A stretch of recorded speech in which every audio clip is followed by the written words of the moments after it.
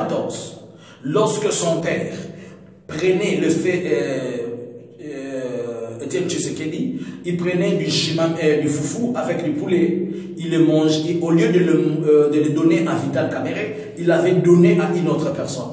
Et à partir de ce moment-là, je savais déjà que le pouvoir de cet homme-là était pris et que Dieu n'était plus avec lui. Alors j'ai vu aussi Félix faire la même chose. Mais aussi il a remis le pouvoir à la même personne à qui son père avait remis en 2014. Je l'ai vu aussi remettre le même pouvoir à cette même personne-là. Et à la même personne qu'il a remis le pouvoir, lui après il est tombé et on a commencé à le transporter sur mon car. Je suis en train de prier Dieu, mais j'ai peur. Je pense que dans les 2 ou 3 années qui sont devant nous, ça sera terrible pour la vie de cet homme-là. Il faudrait qu'il cherche la face de Dieu. Peut-être il va lui arriver brutalement qu'il sera écarté de la scène politique, il sera écarté du pouvoir et brutalement tout de lui va passer. Avant cela, j'ai vu cette partie politique IDPS. Je l'ai vu détruite. Comment je l'ai vu détruite? J'ai vu l'Esprit de Dieu m'a prise. Je ne sais pas pourquoi il m'a amené là-bas, mais l'Esprit de Dieu m'a prise, il m'a amené en Italie. Et je suis arrivé en Italie, c'était à Rome. J'ai vu le corps du défunt papa. Le jour de sa mort. J'ai vu le fils et Félix et j'ai vu leur maman à côté. Et quand je l'ai vu à côté, la famille avait besoin de moyens financiers pour permettre à ce qu'ils essayent d'organiser des cérémonies funèbres. Et la famille avait sollicité de l'aide au pouvoir, au gouvernement de Kinshasa. C'est ce que j'ai vu. Je vous dis ce que l'Éternel m'a révélé. Et lorsque ils ont demandé de l'assistance, il y a eu un homme qui a quitté Kinshasa, qui est venu avec l'argent pour leur donner, pour leur faciliter par rapport aux besoins qu'il y avait. Mais quand on a donné cet argent c'était pour acheter leur parti politique qu'ils n'avaient pas su. Et c'est à ce moment que cet argent est entré que ces partis politiques-là étaient détruits le même jour. Donc j'ai vu l'IDPS. Vous allez voir dans les jours qui vont venir, l'IDPS va être comme une histoire de branchette, comme quelque chose qui n'existe plus. Il n'aura plus l'ampleur ni l'influence qu'il avait. Et c'est pourquoi plus tard, j'ai vu alors le fils remettre le pouvoir, mais il est remis pas à quelqu'un du parti politique, il est remis à une autre personne et lui tomba par terre. Et lorsque la maman était là, lorsque la maman a vu ces choses, j'ai vu la maman commencer à pleurer. La femme d'Etienne Tshisekedi, elle commençait à pleurer, elle disait à une femme, est-ce que vraiment c'est toi qui peux me faire ceci? Donc ils ont réalisé après que quelqu'un qui était proche, une femme qui était proche, qui était considérée comme la famille, les avait trahis et a fait un pénétrer. Parlement debout. Et comment on va bengi? Yako kumi sabatu. Et comment on va bengi mutaya zima bonzakei? Parlement debout. Et qu'on réagir déjà dans le mot d'ordre de Serito Zalaka. Naba Raoul Nassanzete. Parlement debout. Monsieur réagir. Et bandai kozela. Mot d'ordre. Yaba autorité à parti te IDPS viva. Viva. Na mama oyo ndenge tozali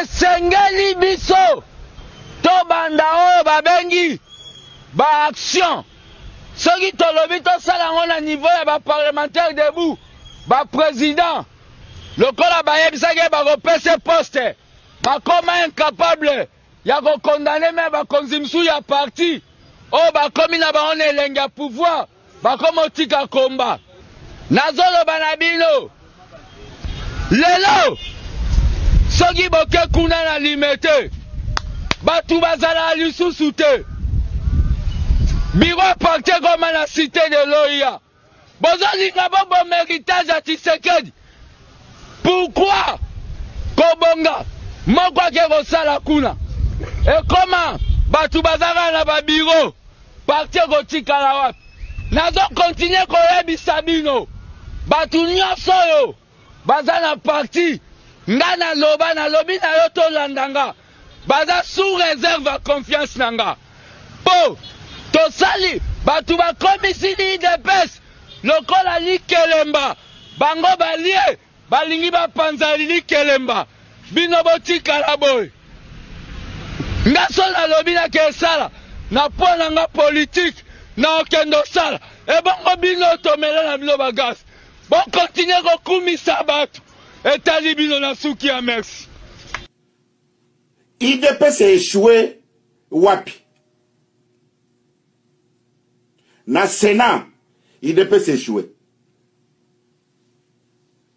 Assemblée nationale, IDPS échoué.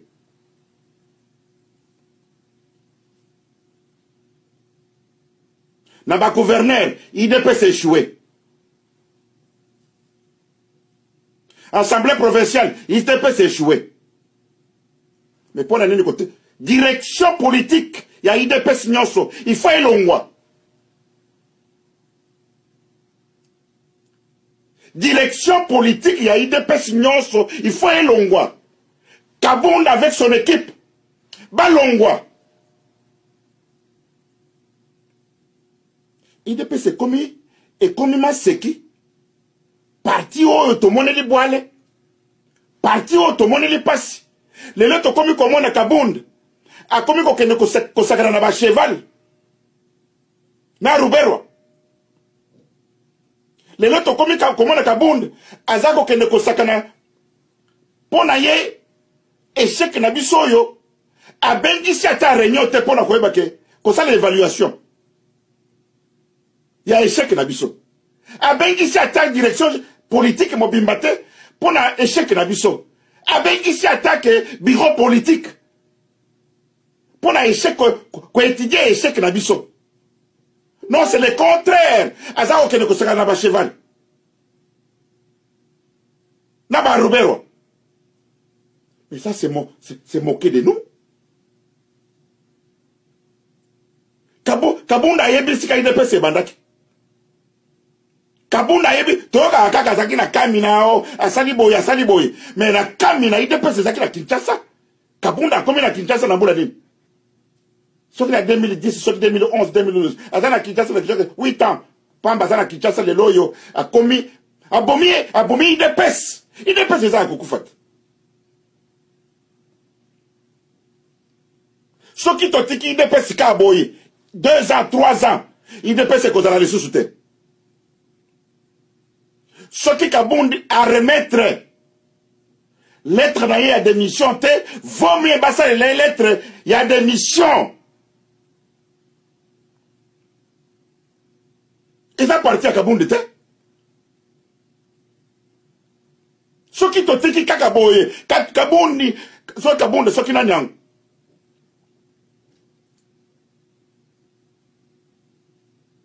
Mais, Baninga Nangaï. Pour les tout ça qu'on a la boye. Je ne trouve pas dans ça comme on est. Bah, cadre, il y a eu deux personnes, bah, ça qu'on a mon capot à l'Ikambo était. C'est comme si rien n'était. Ils trouvent que c'est normal. Mais ce n'est pas normal. Sur ma gouverneur, Nyonso 26, mon copain, IDPS, on parle de quel parti politique. IDPS, 37 ans, il y a pouvoir, il y a opposition. Et en plus, nous sommes au pouvoir. Gouverneur Moko sur 26. Na Sénat 0. Na Parlement 0. Et vous trouvez ça normal? Bah cadre et IDPS. Bah vandi kimia. Sans réunion, sans quoi? Silence des morts. Mais on ne peut pas accepter des choses comme ça. Yango na kosenga. Na kosenga démission. Ya Jean-Marc Kabonde. Il doit démissionner. Ceux qui ont démissionné, il faut que Jean-Marie Kabonde à remettre, bah, payer lettre à démission.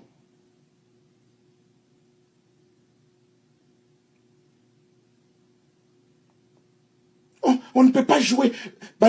Est-ce que vous voyez grandeur, il y a un parti politique qu'on appelle UDPS?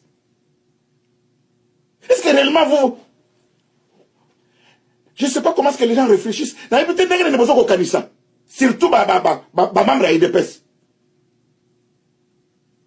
Boye bien loko oyo mwana mobali wana Kabunda zo sakana nango IDPS. Boye bien grandeur ya parti politique wana IDPS. Oh mwana mobali wana zo kusakana nango. Boye bien batu bono ba kufi pona IDPS. Oh mwana mobali wana zo kusakana nango.